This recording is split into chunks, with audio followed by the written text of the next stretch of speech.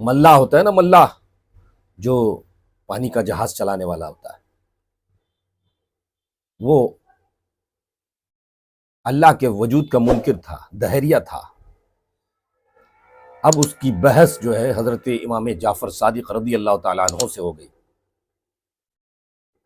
تو امام جعفر صادق رضی اللہ تعالیٰ عنہ نے فرمایا کہ تو اللہ کے وجود کو نہیں مانتا؟ اس نے کہا نہیں۔ تو آپ نے فرمایا کہ سن، آج تیرا مقابلہ کسی عام سے نہیں بلکہ خاص سے ہوا ہے، ایک اللہ والے سے ہوا ہے۔ میں تجھے قرآن و حدیث سے دلیل نہیں دوں گا، بلکہ سن، جو تیرا پیشہ ہے نا، پانی کا جہاز چلانا، میں اسی سے تجھے دلیل دوں گا، اللہ کے وجود کی دلیل میں تجھے اسی سے دوں گا۔ تو آپ نے پوچھا کہ بتا، تو سمندر میں سفر کیا کرتا ہے، کبھی تجھے سمندری طوفان کا سابقہ پڑا ہے؟ کبھی تجھے سمندری طوفان کا سامنا کرنا پڑا ہے؟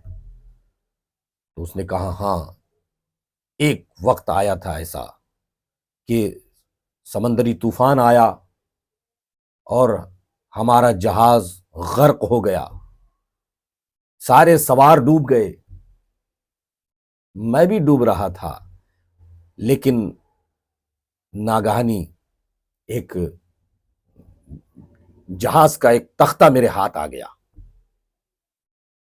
میں نے اسے پکڑ لیا اور اس کے سہارے سے میں کسی طرح سے ساحل پر پہنچنے کی کوشش کرنے لگا، کنارے پر پہنچنے کی کوشش کرنے لگا، لیکن ساحل کے قریب ہی پہنچنے والا تھا، کچھ دور کا فاصلہ رہ گیا تھا، وہ تختہ جس کے سہارے میں کنارے پر جانا چاہتا تھا وہ بھی میرے ہاتھ سے چھوٹ گیا۔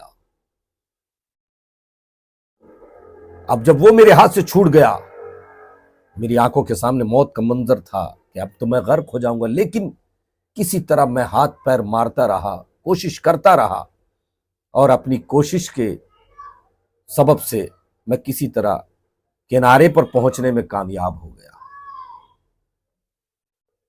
جب اتنا سنا تو حضرت امام جعفر صادق رضی اللہ تعالیٰ عنہ نے فرمایا بس، چپ ہو جا، اب بس کر، اتنا ہی کافی ہے تیری دلیل کے لیے۔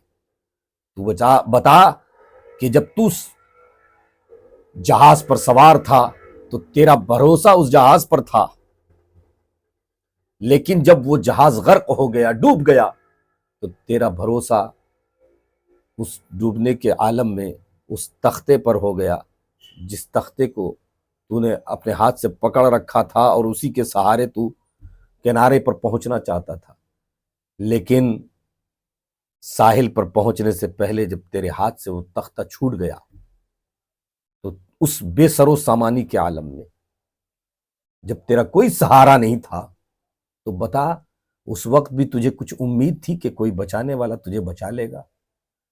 تو اس نے کہا کہ ہاں، امید تو تھی۔